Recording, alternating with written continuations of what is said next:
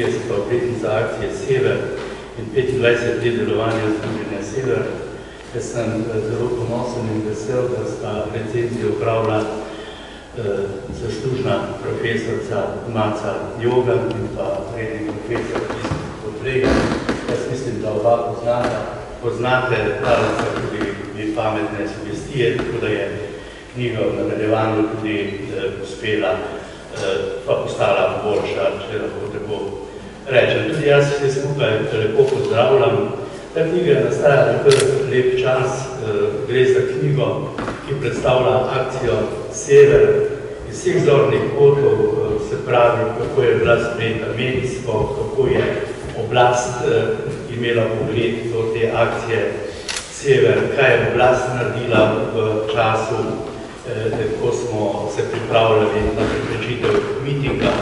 Seveda vse, kar smo mi z organi za notranje zadeve storili, kar je storila takratna Milica ob tem mitingu. Moram reči, da sem danes že bil bolj aktivno, enostavno se nisem mogel prej nacionalni televiziji, Pop TV-ju, pa dnevniku vsi me napadajo okrog tega, kar se je včeraj dogajalo, tako da sem lahko rekel, da smo pred 2 dnevoma tudi uporabili 9. člen sedanjega zakona, tako da smo mi 12. člen pred 32 leti, da mi smo takrat ta člen uporabili zaradi tega, da smo preprečili miting resnice, ki je imel namen zavreti demokracijo pri nas na začetek razvoja teh demokratičnih procesov.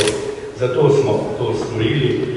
Zdaj po 32 letih pa smo približno tako odredbo sprejeli za to, da nekako zaustavljamo tiste ljudi, ki pač imajo možnosti, kako drugače izraziti svoje mnenje in pač to počnejo naprav desno.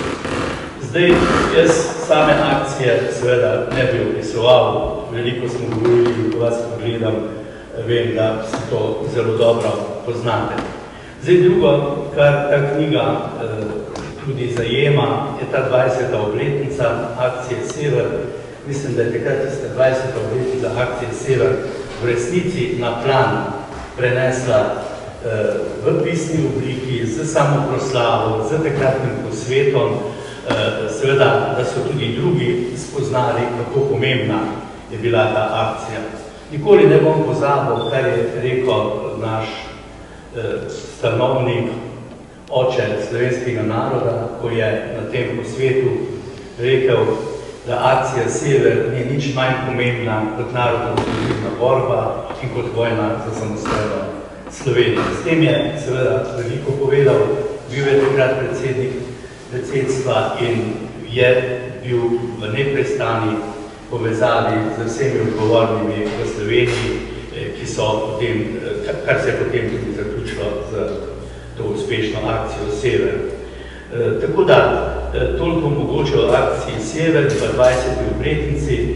Tudi ta knjiga, to 20. obletnico seveda na nek način predstavi in pa je povzetek noter tudi vseh tistih, ki ste imeli takrat referat na posvetovanju, tudi govor takratnega predsednika države, ki je imel tudi zelo pomemben govor.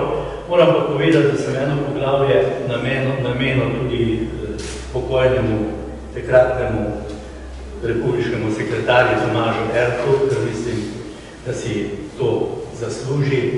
To sem tudi v neki priliki, ko mi je bivši predsednik Türk rekel, da bi bilo prav še kdaj o njemu kaj napisati. Sam sem imel takrat tudi mogoče malo slabe vesti, pa sem mu enkrat v priliki rekel, ne vem, ali sem to prav, ko smo takrat prav naredili to zadevo, ko smo na vašo pobudo dali tudi ta predlog. Rekel, poglej, če bi še enkrat se odložil, bi mu dal zlato.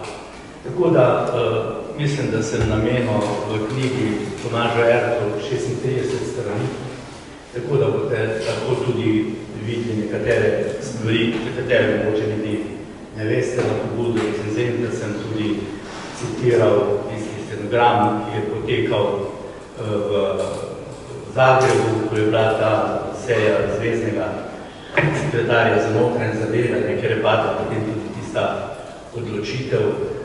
Nekateri veste, da je takrat začel takoj nekaj poročati, črnogorski sekretar za notranje zadeve, rekel, mi bomo vse sredili, imajo avtobuse že naročene, imajo cisterno z gorivom, ker tam niso imeli goriva, pa 40 oboroženih policistov bojo pomagali pri vas vzdrževati javni red, tako da seveda takrat je bila ta zgodba prekinjena in vete, kako se je potem tudi zgodba končala. Zdaj, v nadaljevanju opisujem tudi te intervjuje, ki jih je imel takratni republiški sekretar in potem se lotim tudi 25. obletnice, letnice, bom rekel, delovanja Združenja Sever, od njenega nastanka, pa vse do konec leta 2019. Tako da v tem obdobju pač seveda opisujem tiste bistvene stvari, kar smo naredili v teh zadnjih 8 letih, drugače pa tudi zgodovina noter zapisana, tako da če bo nekdo želel vedeti, kaj je bilo, kdaj smo začeli Združenju Sever, kot v tej knjigi najde vse. V tej knjigi sem omenjal tudi različno sodelovanje, komuniciranje z predsednikom države, z predsednikom vlade, z državnimi organi in tako naprej, ki sem jih jaz imel, ki jih je imel kolega generalni sekretar, posebej tudi to naše sodelovanje in pregovarjanje tudi včasih okrog naših obveznosti tudi skupaj z Zvezo vojnih veteranov Slovenije, tudi s Podgosom, namreč tudi pod Podgos smo komunicirali in seveda opozarjali oblast na stvari, ki nam niso bile všeč. Tako da jaz mislim, da se boste skoraj vsi, ki ste tukaj noter videli ali našli v tej knjigi, ker sem pač vsakogar, ki je imel neko vlogo, ki je bil na kakšnem posvetu, bo nekaj o njemu in nekaj zapisanega. Zdaj, 30. obletnica, veste, kako je potekala, je tudi generalni sekretar že povedal, tukaj smo imeli en posvet. Takrat smo rekli, da bomo izdali zbornik, ampak ne vem, ni bilo neke prave priložnosti. Tudi ta knjiga je malo kasneje šla zaradi korone. Tako da smo te referate, ki ste jih imeli, tukaj vidim Braneta, Lunežnika in tako naprej, te referati so objavljeni v tem zborniku. Mogoče se v tem zborniku kakšna zadeva tudi podvaja, ampak ni se dalo tega izpustiti, da se ne bi podvajalo, lahko pa je dobilo tudi zaradi tega, da bo bralec bil tudi ob tem občutek večje teže, ki je imela neka zadeva, ki smo jo pač večkrat omenili. Zdaj, kot sem rekel v zaključku, smo opisali to delovanje po 25. obletnici, tako da jaz bi tukaj nekako končal.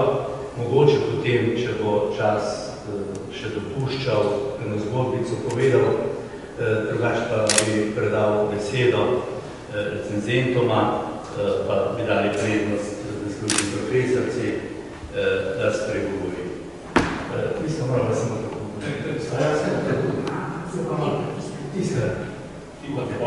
Jaz sem nove. Torej, ko me je dolg čas povabil, to je bilo že pred več kot 2 letoma, če bi prebrala opis in če bi napisala recenzijo, sem rekla brez pomislekov ja. No, in potem je sledilo pričakovanje in ko sem dobila opis, to je bilo pa v začetku leta 2020, sem ga resnično zelo pozorno prebrala in to v času, ko je bila popolna zapora in sem na fakulteti imela blažen mir, da sem se lahko poglobila v celovito besedilo. No in takrat sem potem napisala ta zapis, ki je objavljen tudi v knjigi, torej v tem zborniku oziroma knjigi Na pot, in iz tega zapisa bom prebrala nekaj misli, s katerimi želim opozoriti na pomen tega zbornika za predvsem za ohranjanje ustreznega kolektivnega spomina na to pomembno dogajanje osamosvajanju Slovenije. Odlomke bom malo prebrala tako, kot so zapisani, bom brala lepo počasi, da bo razumljivo celotno besedilo, celo knjigo, boste si pa tako nekako bližnji ali pa tajni prihodnosti prebrali. Torej, za začetek svojega zapisa sem izbrala misel Tatjane Bobnar leta 2019, ki se glasi: ne 100 ali 200 let, že nekaj let je dovolj, da od celovitih zgodb ostanejo le še ostanki spomina. No in ker v tej knjigi gre za celovito zgodbo, se mi je ta istočnica zdela izjemno primerna, zlasti glede na okoliščine, ki v Sloveniji trajajo že desetletja od osamosvojitve.